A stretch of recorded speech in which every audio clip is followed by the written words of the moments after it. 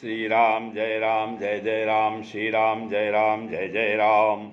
नीलाम्बुश्यामल कोमलांगम सीता समारूपित वामभागम पाणो महासायक चारुचापम नमामि रामम रघुवंशनाथम। ओम श्री सीतारामचंद्राभ्याम नमो उमा महेश्वराभ्याम नमो ओम श्री एकादशी दक्षिणेश्वर धाम सरकार सिंहते नमः।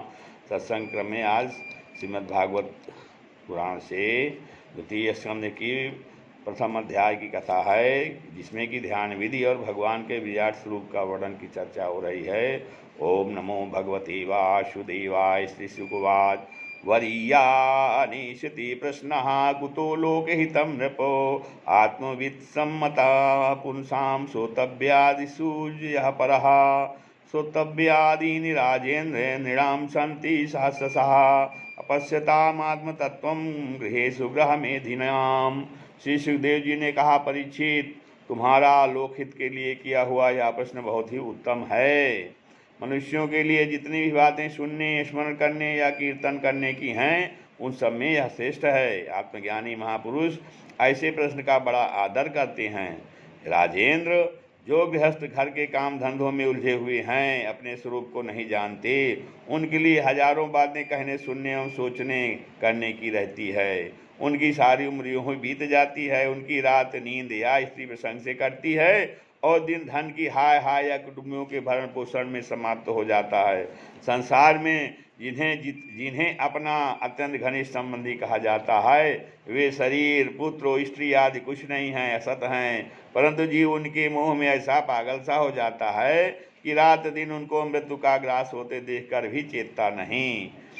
इसलिए परीक्षित, तस्मात् भारत सर्वात्मा भगवान ईश्वरो हरिः श्रोतव्या कीर्तव्यस्य स्मर्तव्यश्चेच्छता भयम् एतावान् सांख्य योगाभ्याम स्वधर्म परिनिष्ठया जन्मलाभा परम पुंसाम अन्ते नारायण स्मृति। इसलिए कहते हैं, परीक्षित जी, परीक्षित, जो अभय पद को प्राप्त करना चाहता है, उसे तो सर्वात्मा सर्वशक्तिमान भगवान श्री कृष्ण की लीलाओं का श्रवण कीर्तन और स्मरण करना चाहिए।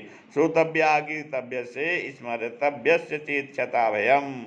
मनुष्य जन्म का यही इतना ही लाभ है। मनुष्य जन्म का यही इतना ही लाभ है कि चाहे जैसे हो, ज्ञान से, भक्ति से अथवा अन्य धर्म की निष्ठा से जीवन को ऐसा बना लिया जाए कि मृत्यु के समय भगवान की स्मृति अवश्य बनी रहे। जन्मलाभा परम पुंसाम अन्ते नारायण स्मृति, अंत समय में भगवान की स्मृति बनी रहे। परीक्षित, जो निर्गुण स्वरूप में स्थित हैं एवं विधि निषेध की मर्यादा को लांघ चुके हैं, वे बड़े बड़े ऋषि मुनि भी प्रायः भगवान के अनंत कल्याणमय गुण गणों के वर्णन में रमे रहते हैं। द्वापर के अंत में इसे भगवत रूप अथवा वेद तुल्य श्रीमद्भागवत नाम के महापुराण का अपने पिता श्री कृष्ण द्वैपायन से सुखदेव जी कहते हैं, मैंने अध्ययन किया था। राजा से मेरी निर्गुण स्वरूप परमात्मा में पूर्ण निष्ठा है, फिर भी भगवान श्री कृष्ण की मधुर लीलाओं ने बलात् मेरे हृदय को अपनी ओर आकर्षित कर लिया। यही कारण है कि मैंने इस पुराण का अध्ययन किया। तुम भगवान के परम भक्त हो, इसलिए तुम्हें मैं इसे सुना रहा हूँ। जो इसके प्रति श्रद्धा रखते हैं, उनकी शुद्ध चित्त वृत्ति भगवान श्री कृष्ण के चरणों में अनन्य प्रेम के साथ बहुत शीघ्र लग जाती है।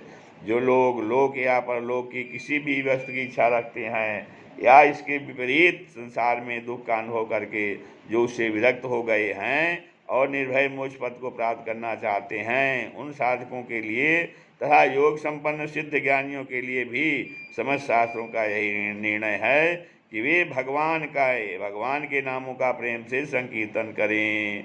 एतन निर्विद्यमानामी मिच्छा मैं कुतो भयम योगिनाम निर्णितम हरे नामानुकीर्तनम। तो अपने कल्याण साधन की ओर से असावधान रहने वाले पुरुष की वर्षों लंबी आयु भी अनजान में व्यर्थ ही बीत जाती है। खड्वांगो नाम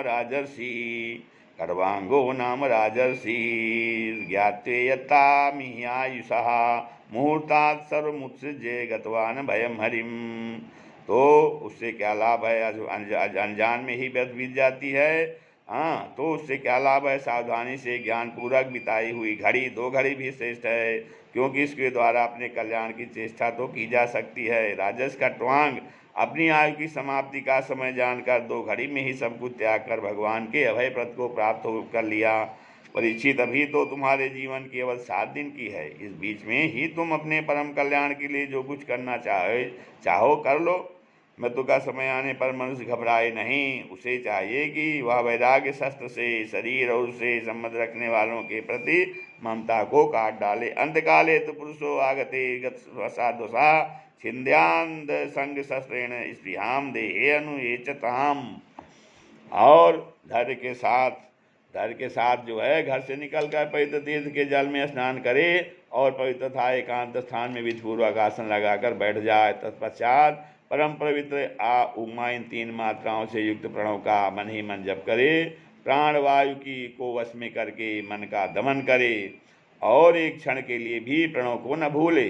बुद्धि की सहायता से मन के द्वारा इंद्रियों को उनके विषयों से हटा ले और कर्म की वासनाओं से चंचल हुए मन को विचार के द्वारा रोककर भगवान के मंगलमय रूप में लगाए।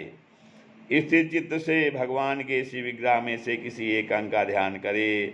इस प्रकार एक एक अंग का ध्यान करते करते विषय वासना से रहित मन को पूर्ण रूप से भगवान में ऐसा तल्लीन कर दे कि फिर और किसी विषय का चिंतन ही न हो। वही भगवान विष्णु का परम पद है, जिसे प्राप्त करके मन भगवत प्रेम रूप आनंद से भर जाता है। यदि भगवान का ध्यान करते समय मन रजोगुण से विक्षिप्त या तमोगुण से मूढ़ हो जाए तो घबराए नहीं। धैर्य के साथ योग धारणा के द्वारा उसे वश में करना चाहिए, क्योंकि धारणा दोनों गुणों के दोषों को मिटा देती है। धारणा स्थिर हो जाने पर ध्यान में जब योगी अपने परम मंगलमय आश्रय भगवान को देखता है तब उसे तुरंत ही भक्ति योग की प्राप्ति हो जाती है। परीक्षित ने पूछा, ब्रह्मन, धारणा किस साधन से किस वस्तु में किस प्रकार की जाती है और उसका क्या स्वरूप माना गया है जो शीघ्र ही मनुष्य के मन का मैल मिटा देती है? श्री सुखदेव जी ने कहा, जितासनो जितश्वासो जितसंगो जितेन्द्रियः स्थूले भगवतो रूपे मना संधारये धिया। परीक्षित, आसन, श्वास, आसक्ति और इंद्रियों पर विजय प्राप्त करके फिर बुद्धि के द्वारा मन को भगवान के स्थूल रूप में लगाना चाहिए। यह कार्य रूप संपूर्ण विश्व जो कुछ कभी था, है या होगा, सबका सब जिसमें दिख पड़ता है वही भगवान का स्थूल और विराट शरीर है। जल, अग्नि, वायु, आकाश, अहंकार, महातत्व और प्रकृति, इन 7 आवरणों से घिरे हुए इस ब्रह्मांड शरीर में जो विराट पुरुष भगवान हैं वे ही धारणा के आश्रय हैं। उन्हीं की धारणा की जाती है। तत्वज्ञ पुरुष उनका इस प्रकार वर्णन करते हैं, पाताल में तस्य ही बाध मूलम पठन्ति पाषिणी प्रवधे रसातलम महातलम विश्व सृजोथ गुल्फो तलातलम वै पुरुषस्य जंगे। तो विद्वान लोग उसको इस प्रकार से बताते हैं कि पाताल विराट पुरुष के तलवे हैं, उनकी एड़िया और पंजे रसातल हैं, दोनों गुल्फ एड़ी के ऊपर की गांठें महातल हैं, उनके पैर के पिंडे तलातल हैं। विश्व मूर्ति भगवान के दोनों घुटने सुतल हैं, जांघें वितल और अतल हैं, पेड़ों भूतल हैं और परीक्षित, उनके नाभि रूप सरोवर को ही आकाश कहते हैं।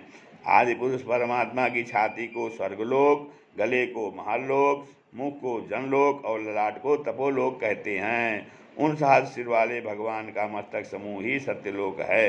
इंद्रादि देवता उनकी भुजाएं हैं, दिशाएं कान और शब्द श्रवणेन्द्रिय हैं, दोनों श्री कुमार उनकी नासिका के छिद्र हैं, गंध घ्राणेन्द्रिय हैं और धधकती हुई आग उनका मुख है। भगवान विश्व के नेत्र अंतरिक्ष हैं, उनमें देखने की शक्ति सूर्य और दोनों पलकें रात और दिन हैं।